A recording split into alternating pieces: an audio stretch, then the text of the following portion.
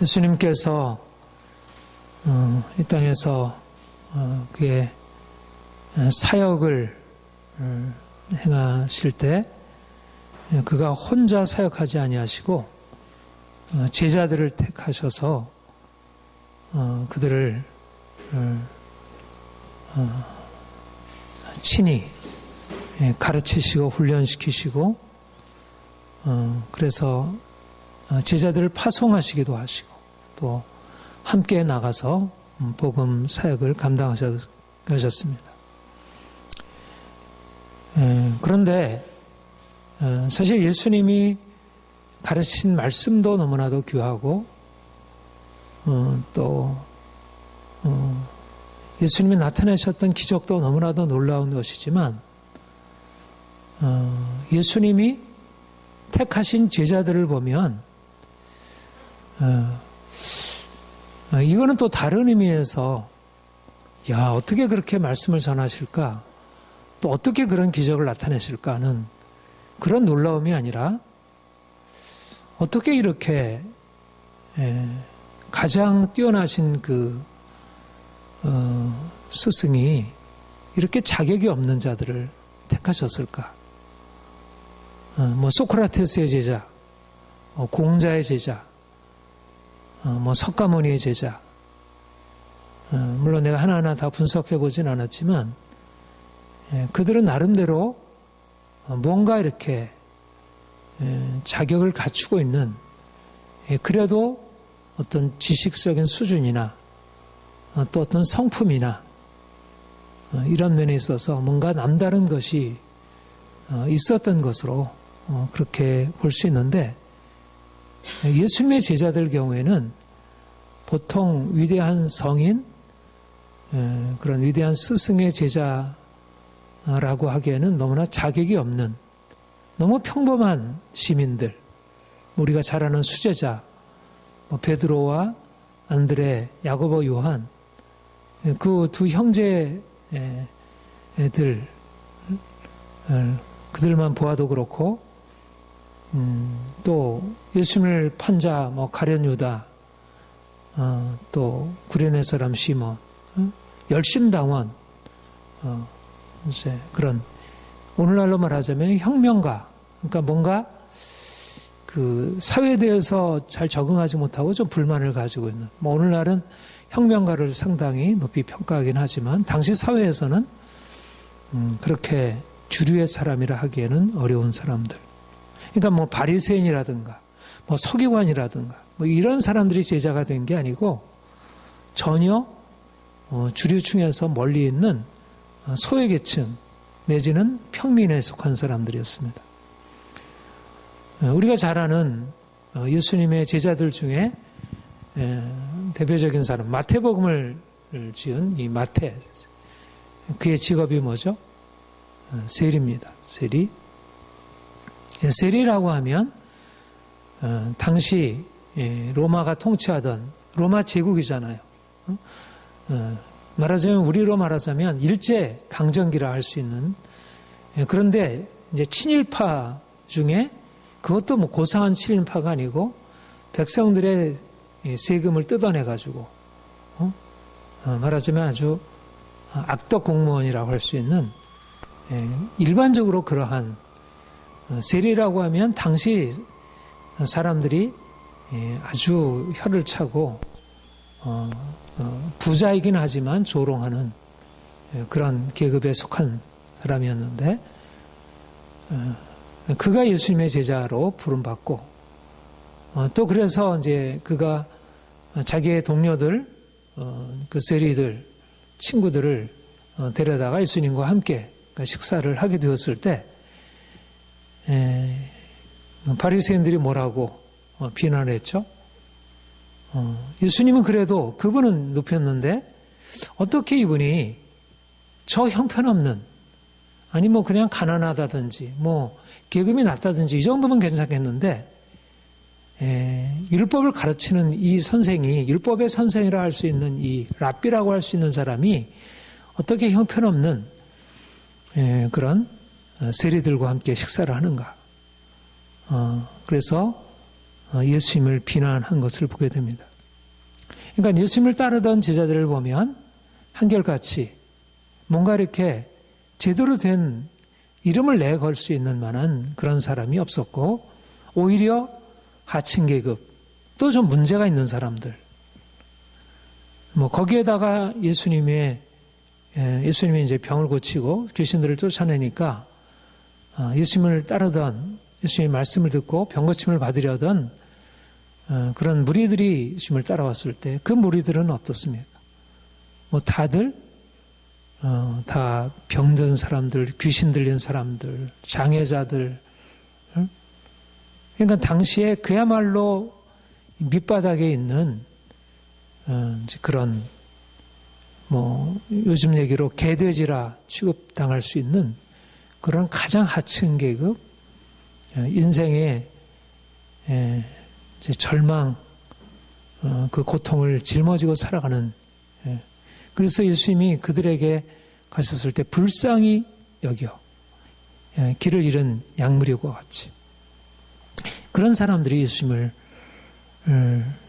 따랐고, 예수님은 그들의 친구. 그래서 예수님의 별명이 죄인과 세리의 친구다. 그렇게 별명이 붙을 만큼 예수님을 따르던 사람들은 철저하게 소외되어 무시되었던 사람들입니다. 오늘날 어떤가요? 오늘날 과거에도 사람들이 가지고 있는 부나 지위나 명성 이런 것으로 인해서 평가되고 차별을 받았지만, 오늘날 역시 과거 사회 못지아니하게 그런 외적인 것에 의해서 그가 가지고 있는 지위가 무엇인가, 그가 어느 계급에서 어느 계층에 속해 있는가, 또 그가 가지고 있는 부, 특별히 오늘날 자본주의 사회에서는 부라고 하는 것이 그 사람 평가에 있어서 너무나 중요한 가치가 되고 있죠. 우리가 예수를 믿는다고 하는 교회에서조차도 사람들이 그런 외적인 조건에 의해서 평가되고 그런 정말 사회에서 이렇게 소외당하면 교회 안에서도 소외당할 수밖에 없는, 그러니까 너무 유사하게 교회까지도 변화된 것을 보게 됩니다. 그런데 하나님은 어떤 분이신가? 하나님은 어떻게 행하시는가? 우리가 예수님이 바로 하나님을 나타내시잖아요. 그러니까 우리가 예수님이 행하신 것을 보면 제자들을 택하시고 무리들을 택하여 그들에게 말씀하시고 그들을 위하여 행하신 것을 보면 하나님의 성품이 드러나고, 하나님이 어떤 자들에게 다가오시는지, 누구를 택하시고 누구를 부르시는지, 이미 구약의 이스라엘 백성들을 택하실 때도 물론 아브라함은 족장 출신이긴 하지만 그러나 그들이 애굽에서 노예 생활을 하고 있을 때 그들을 불러서 하나님의 거룩한 백성 삼으시고 그들로 하여금 왕 같은 제장 나라로 삼으신 것을 보게 됩니다. 오늘날도 하나님께서 우리에게 행하시는 것은 어떠한가? 예수님이 이 땅에 오셔서 행하신 것처럼 오늘날 사람들이 행하는 것과는 정반대로 전혀 다른 세상 사람들이 알지 못하는 그런 방식으로 대하시는 것입니다. 우리가 주님을 믿는 것은 바로 주님의 관점으로 우리 자신을 바라보고 세상을 바라보는 것입니다. 우리가 주님을 믿는 것은 우리가 가지고 있는 상식, 그걸 벗어나서 행하시는 하나님, 그분을 만나는 것을 의미합니다. 두 가지 의미가 다 그래요. 하나는 우리는 이 정도를 바라는데 하나님이 행하시는 것은 우리가 생각하는 것을 넘어서, 우리의 생각하는 것, 우리의 상상하는 것을 넘어서 놀라운 기적을, 죽은 자를 살리시는 그 엄청난 기적을 우리에게 행하시죠. 그런 의미에서 우리는 상식을 뛰어넘어야 하나님을 경험할 수 있습니다. 우리 인생 안에 있는 여러 가지 많은 문제를 만나지만 우리는 상식 안에서 하나님을 기대하는 것이 아니라 그야말로 죽은 자를 살리신 하나님이 내 인생 안에 오셔서 행하시는 것을 기대하는 것입니다. 그러나 그런 의미에서만이 아니라 상식적으로는 도무지 받아들일 수 없는 그런 상황을 받아들이고 또 그것 가운데 하나님이 자신을 나타내시고 병든 자들에게 찾아가시고 귀신 들린 자들을 주께서 고쳐주시고 가장 비천한 자들을 택하여 부르시고 그들에게 세를 행하신다는 것입니다. 그러니까 하나님이 어떠한 일을 행하시냐도 중요하지만 하나님이 누구에게 그 일을 행하시는가, 누구에게 그 기적을 행하시는가, 이미 자격이 있는 자들에게 행하시는가 아니면 자격이 없는 자들에게 행하시는가. 하나님의 기적은 그 행하신 일에 놀라움에도 기적이 있지만 그 대상, 그 놀라운 기적을 받는 대상, 받을 자격이 없는 자들에게 그것을 행하신다는 면에 우리의 상식을 뛰어넘어서, 그래서 우리가 상식을 가지고 나가면 내가 높은 사람한테 인정받으려면 무엇을 갖추고 나아가야죠. 지적인 능력을 갖추고 뭔가 사회가 요구하자는 그런 교양을 갖추고 나아가야죠. 그러나 하나님께 나아가는 데 있어서는 사람들이 생각하는 그것이 전혀 필요가 없기도 하고 오히려 그것은 장애가 되고 오히려 그것과 전혀 상관없는, 마치 예수님을 만난 사람들이 뭔가 외적인 자격을 가지고 주님을 만난 게 아니고 오히려 그런 자격 조건이 없으므로 주님께 나아갈 수 있게 되었고 가난하고 비천하고 어리고 뭔가 사람들에게 인정받지 못하는 사람들이 어쩔 수 없이 주님께 나아가고, 그런데 그게 주님을 만나는 방식이었다는 것입니다.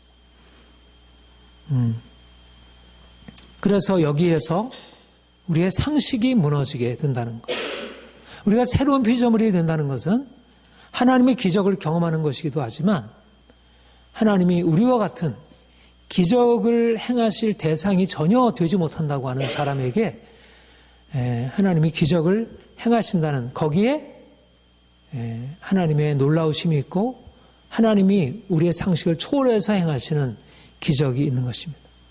이게 바로 세상 사람들에게는 미련한 것입니다.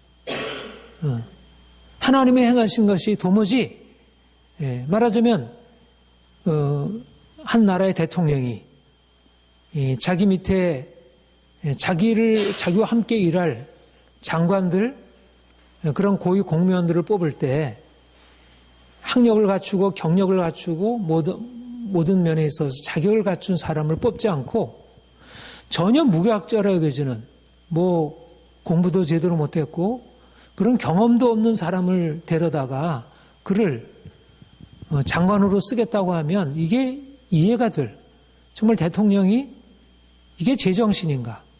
지금 우리가 너무나 한심스럽게 생각하는 것이 대통령이 전혀 무자격, 공부도 못하고 지적인 능력도 떨어지는 사람에게 의존해서 말하자면 국정을 그것에 따라 행했다는 데에서 어처구니 없이, 이건 정말 어리석은 일이고 어떻게 대통령이 그럴 수가 있나. 그런데 하나님이 사실 인생에게 행하시는 일이 어떻게 보면 그것과 다르지만, 너무나 다른 일이지만 겉으로 보기에는 그것과 유사한 방식으로 행하신다는 것입니다. 그가 전혀 자격 없는 자들을 택하여서 전혀 학문도 없고, 그래서 베드로가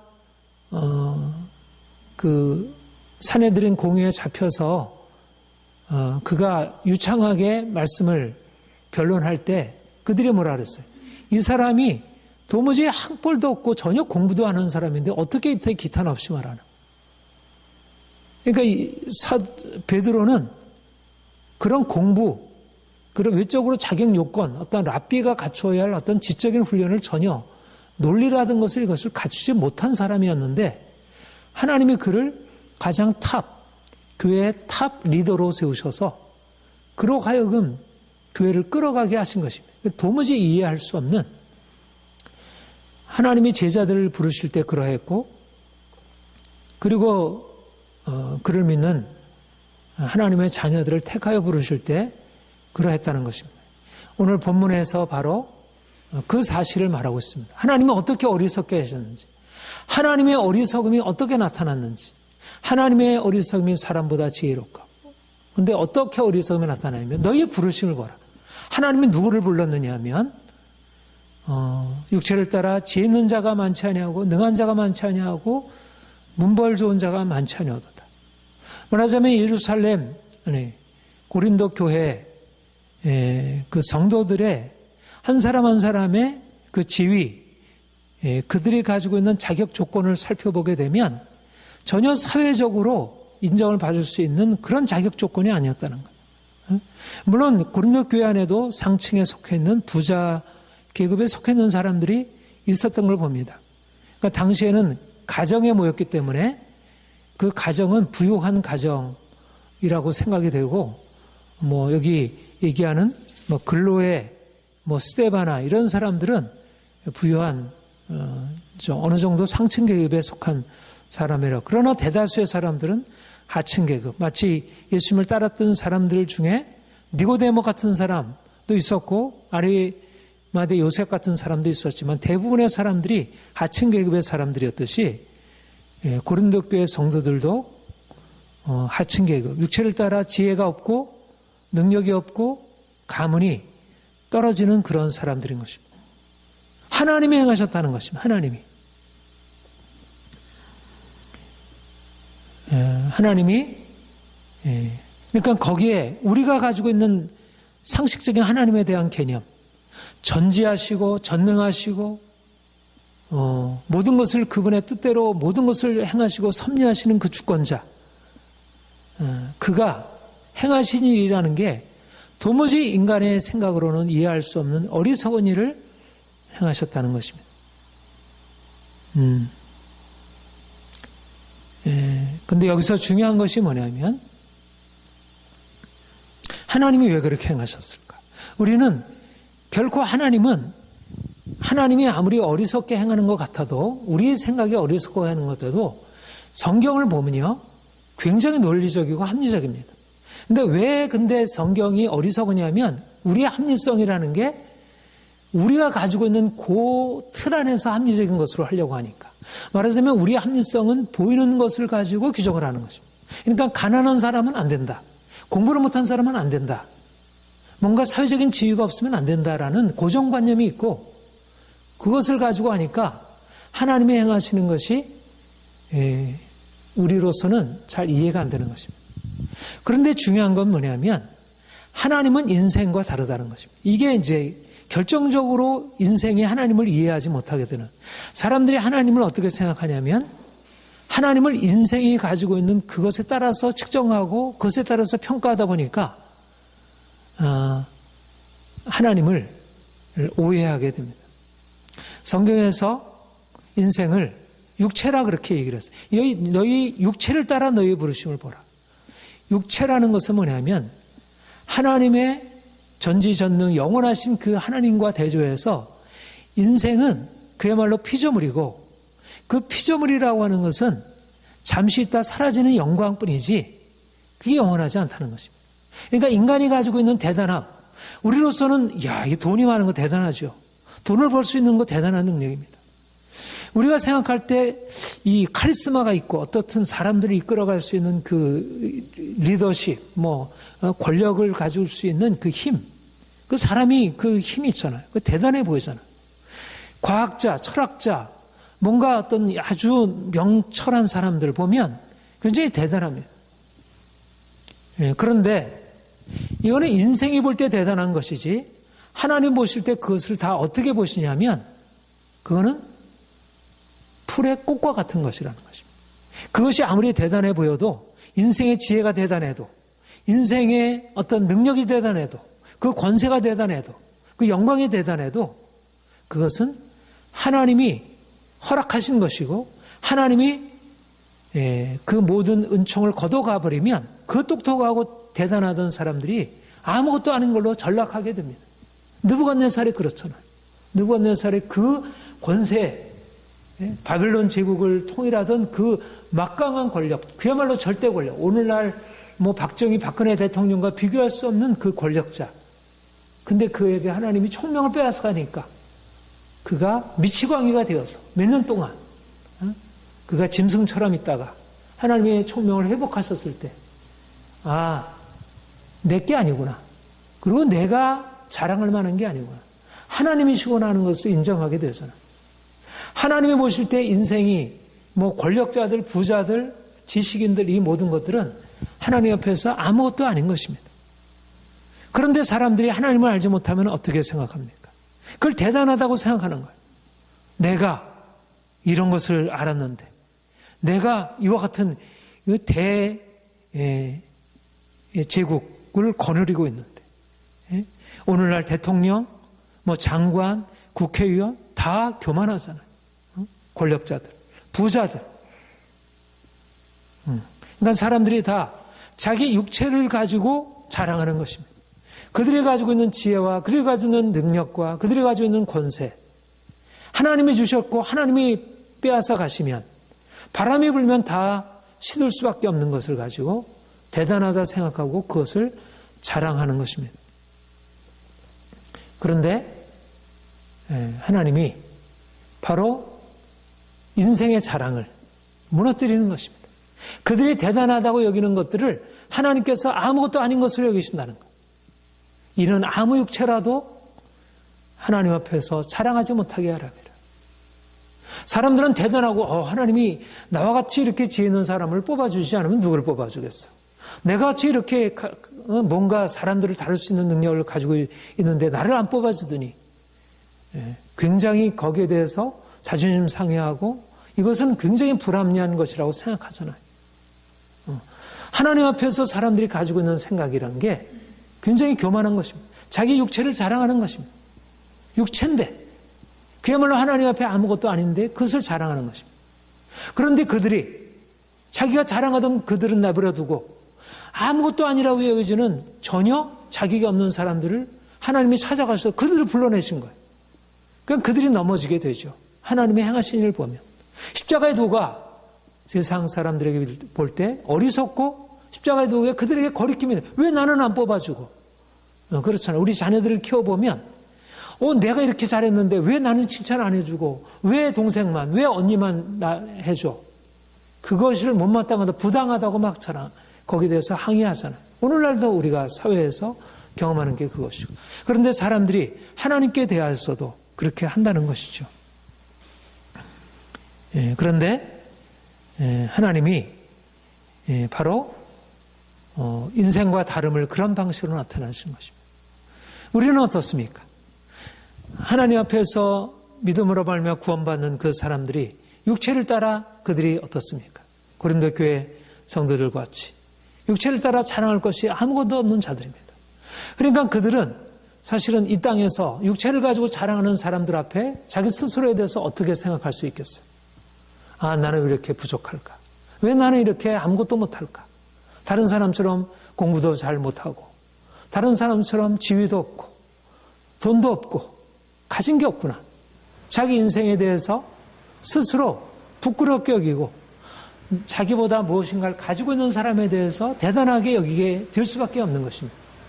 이것이 바로 우리가 주님 만나기 전에 가지고 있는 시각일 수밖에 없습니다. 그런데 우리가 주님을 만나고 난 이후에 하나님이 어떤 분이신지 하나님이 누구에게 은혜를 베푸셨는지를 알게 되면서 우리가 이제까지 가지고 있는 시각이 확 달라지게 되는 것입니다. 하나님이 가지고 있는 생각이 우리의 생각과 너무 다르다는 것. 하나님은 그렇게 상식을 따라 행하지 않는다는 것. 사람들이 그렇게 높이 평가하는 것에 대해서 대단하다 여기고 사람들이 그렇게 멸시하고 경멸하는 것에 대해서 그것을 아무것도 아닌 것으로 여기는 그런 분이 아니라는 것입니다. 우리가 이제 주님 만나고 나서 이런 일이 일어날 수 있나? 어떻게 나 같은 자를 하나님께서 택하여 부르셔서 하나님의 자녀 삼으셨나? 우리가 이제까지 알고 있었던 하나님과 전혀 다른 하나님을 만나게 되면서 우리 인생을 새롭게 보게 되고 이제까지 그 육체를 자랑하던 사람들 앞에 주눅들어서 나도 언제 저렇게 될까? 나도 언제 저렇게 돈을 좀 가져볼까? 어떻게 나도 좀 권력을 가져볼까? 그렇게 더 이상 쫓아가지 않아도 되게 된다는 것입니다. 우리에게는 무엇이 가장 중요한 지혜와 능력입니까? 우리 안에 계신 예수 그리스도, 우리 안에 계신 그 하나님, 그분 자신, 세상을 만드시고 세상을 주관하시고 모든 만물을 다스리시는 그 강한 자들을 일으키시기도 하시고 그들을 패하시기도 하시고 약한 자들을 진토 더미에서 거름더미에서 일으키셔서 보좌에 앉히시는 그 전능하신 그 하나님이 바로 우리 인생 안에 오셔서 우리를 택하여 부르시고 나는 너의 아버지다. 나는 너의 하나님이다. 나는 너의 주인이다. 내가 너의 인생에 함께함. 종로 타던 이스라엘 백성들에게 하나님이 찾아오셔서 그들을 건져내시면서 나는 너의 하나님이라. 내가 영원토록 너희와 함께하리. 내가 너희로 말미암아 열방에 구원을 얻게 하리라. 예, 하나님이 우리에게 오셔서 우리에게 세일을 말씀하시고 우리에게 우리 자신이 누구인지에 대하여 새로운 것을 우리에게 열어주시는 것입니다. 우리는 누구입니까? 단지 약한 자입니까? 우리는 약한 자가 아닙니다. 육체를 따라 약하고 육체를 따라 미련한 자들이지만 우리는 그저 약한 자들이 아닌 것입니다. 너희는 하나님께로부터 나서 그리스도 예수 안에 있고 예수는 하나님께로부터 나와서 우리에게 지혜와 의로움과 거룩함과 구원함이 되셨으니 우리는 단지 육체가 아니고 그리스도 안에 있는 자이고 그리스도 안에서 의로움과 지혜와 거룩함과 구원함을 받은 자들인 것입니다. 이것이 바로 육체를 따라 사람들이 평가하게 되면 우리는 보잘것없는 자들이지만 우리가 예수 안에서 받은 새로운 피조물로서 우리 자신을 이해하게 되면 세상이 이해할 수 없는 놀라운 비밀을 가진 자, 육체를 따라 도무지 파악할 수 없는 하나님의 지혜, 하나님의 의, 하나님의 거룩함, 하나님의 구원하심. 우리는 세상에 알지 못하는 놀라운 자랑거리를 지닌 자가 된 것입니다. 기록된 바 자랑하는 자는 주 안에서 자랑하라 함과 같음이니라. 주님이 우리에게 이 엄청난 놀라운 일들을 베푸시고 이루셨습니다.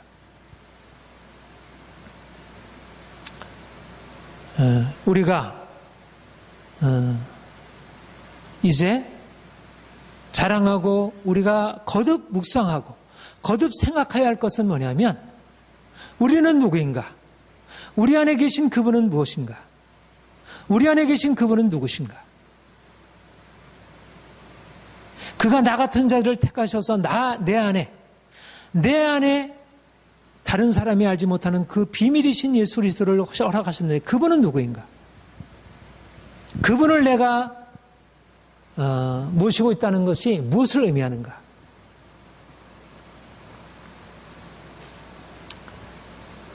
그 예수 그리스도 영광의 하나님, 그 하나님이 우리에게 오셔서 그냥 잠잠히 우리 안에 멈추어 계신 것이 아니라 그분은 우리에게 지혜와 의로움과 거룩함과 구원함으로 오신 것입니다. 다시 말해서 그분은 우리가 갖지 못한 지혜를 가지신 분이고 우리가 갖지 못한 의를 가지신 분이고 우리가 갖지 못한 거룩함을 가지신 분이고 우리가 갖지 못한 구원함을 가지신 분일 뿐만 아니라 그가 이제 그분이 가지신 그 지혜와 그분이 가지신 그 능력, 그분이 가지신 그 의, 그분이 가지신 그 거룩함을 가지고 우리 인생을 새롭게 바꾸시고 변화시키는 것입니다. 이것이 바로 하나님이 우리 안에 행하시는 일입니다. 우리는 어떤 존재였습니까? 우리는 육체를 따라 지혜가 없는 자들, 약한 자들, 세상에서 멸시받는 자들이었습니다. 그런데 이제 그리스도께서 우리에게 오셔서 그분이 나의 지혜가 되셨고 그분이 나의 능력이 되셨고 그분이 나의 존귀함이 되셨고 그분이 나의 의와 거룩함이 되신 것입니다. 그가 나의 지혜와 의로움과 거룩함과 구속함이 되셨다는 것은 이제까지 우리 인생을 묶고 있었던 연약함, 우리 인생의 미련함, 이것이 더 이상 우리 인생을 묶지 않는 이제 근본적으로 새로운 변화가 우리 안에 시작되었다는 것을 의미합니다. 하나님께서 세상에 미련한 것들을 택하사 지혜로운 자들을 부끄럽게 하시고 세상에 약한 것들을 택하사 강한 자들을 부끄럽게 하시고 세상에 없는 자들, 멸시받는 자들, 천한 자들을 택하사 있는 자들을 폐하려 하시나니. 여러분, 인생의 운명이 바뀌어지는 것입니다. 우리가 예수 안에 있다는 것은, 예수님이 우리 안에 계시다는 것은 과거의 그러한 절망적이고 고통스러운 운명 가운데 그대로 절망하며 살아가는 것이 아니라 이제 주님께서 우리 인생 안에 들어오셔서 우리 인생을 전혀 새로운 운명으로, 이제 약한 자가 아니라 강한 자로, 이제 미련한 자가 아니라 능한 자로, 이제 멸시받는 자가 아니라 존경받고 존귀한 자로 살아가게 하는 것입니다. 주님이 우리 안에 놀라운 일을 이미 이루셨습니다. 주님의 사랑이 우리 안에 있고 주님의 사랑 안에서 우리는 우리의 연약함에도 불구하고 우리가 자유하고 다른 사람이 우리를 뭐라 하든 하나님이 우리 주신 것 안에서 자유함으로, 감사함으로, 기뻐함으로 모든 삶을 긍정적으로 바라보고 그렇게 살아갈 수 있게 되었습니다. 이제까지 우리가 육체로 연약한 자들이었지만 이제는 육체적으로도 주님께서 주신 은혜를 받아서 점점 회복하게 되고, 그리고 이제까지 우리가 두려워하고 저렇게 우러러보던 그런 강자들, 세상에서 대단한 자들을, 저들을 아무것도 아닐 수 있는 그런 하나님의 시각을 갖게 되는 것입니다. 모든 육체로 자랑하지 않게 하려 함이라. 우리는 이제 사람들이 자랑하던 것을 더 이상 자랑거리가 아닌 것으로 여기게 되고, 오히려 우리가 이제 예수 안에서 하나님으로 자랑하는 자가 되었습니다. 사람들이 바라볼 때 어떻게 네가 내 앞에서 그렇게 부끄럽게 하지 아니하고 주눅들지 않을 수 있나? 사람들이 이상한 것입니다. 여러분, 그와 같은 일이 다윗에게 일어났었죠. 다윗이 목동에서 목동으로 그런 들에서 양을 치고 그것해야 짐승을 죽여서 양을 보호할 수 있었지만 한 번도 제대로 싸워본 적이 없는, 군인으로 나가본 적이 없는 그가 모든 지금 이스라엘 군대가 벌벌 떨고 있는 그 블레셋의 거인, 그 백전백승의 그 장수 골리앗 앞에서 벌벌, 사울을 비롯해서 모든 사울의 장수들이 다들 떨고 있을 그때 다윗이 나가서 내가 싸워보리이다. 하나님을 대적하는 저 할례 없는 자가 하나님을 대적하다니, 이런 일이 있을 수 없습니다. 그리고 나아가서 전쟁은 여호와께 속한 것인지 너는 칼과 단창으로 내게 나가니와 나는 내가 욕하는 만군의 하나님의 여호와의 이름으로 내게 가노니 오늘 하나님께서 너를 내 손에 붙이고 너를 짐승의 밥이 되게 할 것이다. 얼마나 담대합니까?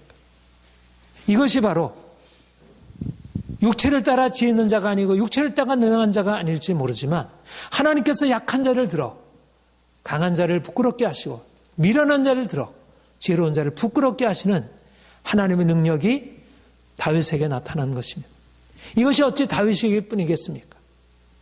예수 그리스도를 믿는 자, 그의 이름으로 구속함을 받은 자, 예수 안에 있는 자, 예수님이 내 안에 계셔서 그분의 능력을 나타내심을 믿고 그분과 함께 살아가는 자, 그들은 모두 다 이런 인생을 살아갈 수 있도록 하나님의 은혜가 이미 주어져 있는 것입니다.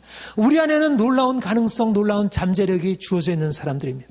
오늘날 왜 사람들이 세상 앞에 비굴하게 타협하고 믿는 사람인데도 그렇게 권력 앞에 굴종하고 부자들 앞에 그렇게 자기 자신을 비굴하게 처신하겠습니까?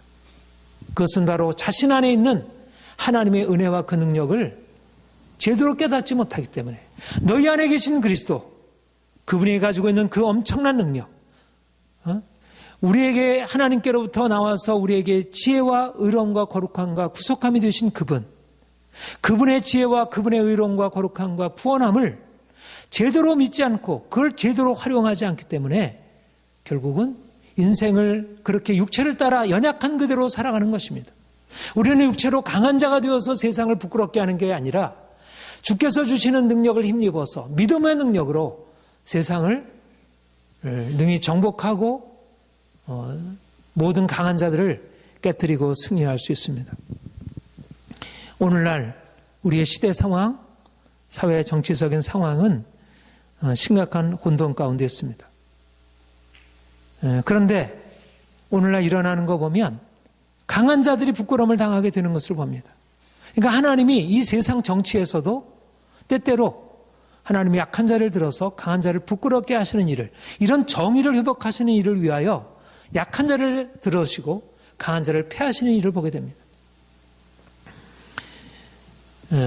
그러나 이 세상에서 그런 일이 쉽지 않죠. 여전히 돈이 중요하고 여전히 지혜가 중요하고 세상의 권력이 중요하다, 그렇게 여겨집니다. 그래서 교회가 세상 앞에 자신이 가지고 있는 것을 가지고는 전혀 힘을 쓸 수 없다고 생각하고 너무 비굴하게 복종하고 있습니다. 우리에게 능력은 세상의 능력이 아닙니다. 돈의 능력이 아니고 권력의 능력이 아니고 지식의 능력이 아닙니다. 우리 안에 있는 능력은 십자가에 죽으시고 부활하시고 우리에게 지혜와 의로움과 거룩함과 구속함이 되신 분, 그분이 우리에게 능력이고 우리가 이제 이분을 의지하고 나가는 것입니다. 이분을 신뢰하고 나가는 것입니다. 우리가 가지고 있는 것은 없주다. 그가 우리를 위하여 싸우실 것이고 그가 승리하셨고 그와 함께 우리도 승리할 것을 우리가 믿고, 세상은 비록 강하고 우리가 가지고 있는 힘은 연약하지만 그가 우리에게 주신 힘을 의지해서 담대하게 나아가는 것입니다. 중요한 것은 뭐냐면 우리가 이제 예수 안에서 가지고 있는 새로운 정체성을 가지고 좀 더 담대하게 나아가는 것입니다. 이제까지 우리가 가지고 있었던 그런 연약함을 가지고 나는 못해, 나는 안 돼, 안 될 거야, 이런 식으로 부정적으로 생각하고 말하는 것이 아니라 반드시 승리하리라. 주께서 우리와 함께 하시기 때문에, 내 힘으로 하는 것이 아니라 주께서 우리와 함께 하시기 때문에 반드시 승리하리라. 이전에는 우리가 스스로에 대해서 낙심하고 두려워하고 움츠러들었다면, 그리고 잠잠히 상황이 변화되기를 수동적으로 기다렸다면, 이제 주님께서 우리를 부르신 이 부르심, 주님의 부르심의 목적이 무엇입니까? 우리를 들어서 세상을 부끄럽게 하는 일입니다. 아무것도 아닌 저와 여러분 같은 사람들을 들어서 세상을 부끄럽게 하시려고 하시고 세상을 패하시려고 하는 것이 하나님의 분명한 뜻입니다. 나 같은 자들이 어떻게 될까? 혹시 베드로나 요한이나 바울이나 야고보 같은 하나님의 사도들은 모르지만 나 같은 자들이 어떻게 될까? 아닙니다. 그들도 다 우리와 같이 성정이 연약한 자들이었습니다. 그런데 그들이 주의 능력을 힘입고 믿음으로 세상의 돈이나 권력이나 자신의 인간적인 능력을 의지하지 않고 주의 능력을 의지하고 나갈 때 세상을 바꿀 수 있었습니다. 오늘도 주님께서 찾으신 것이 바로 하나님의 사람들, 하나님의 아들들, 오직 예수 그리스도만을 붙들고 그 능력을 의지하고 나아가는 하나님의 사람들을 오늘도 주께서 찾으시고 부르시고 있습니다. 우리가 주의 부르심을 따라서 우리가 가지고 있는 것이 비록 연약할지라도 우리 안에 계신 그리스도께서 우리를 대신하여 싸우시고 우리가 주와 함께 나갈 때 반드시 승리할 것을 믿고 담대히 나갈 수 있기를 소망합니다. 여러분, 한 사람 한 사람을 통해서 하나님이 기적을 나타내실 것입니다.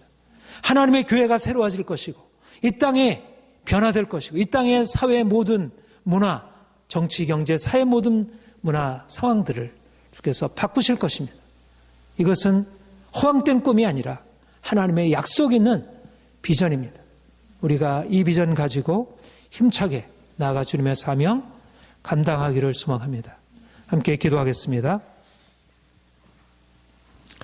하나님 아버지, 주께서 우리를 구속하셔서 자녀 삼으시고 우리로 하여금 이제 하나님의 부르심을 따라 하나님을 섬기고 주의 교회를 섬기고 온 땅에 주께서 우리의 행한 일을 선포하며 죽어가는 자들을 살리고 병든 자들 고치며 사단에게 묶인 자들을 푸는 역사를 감당케 하시니 감사드립니다.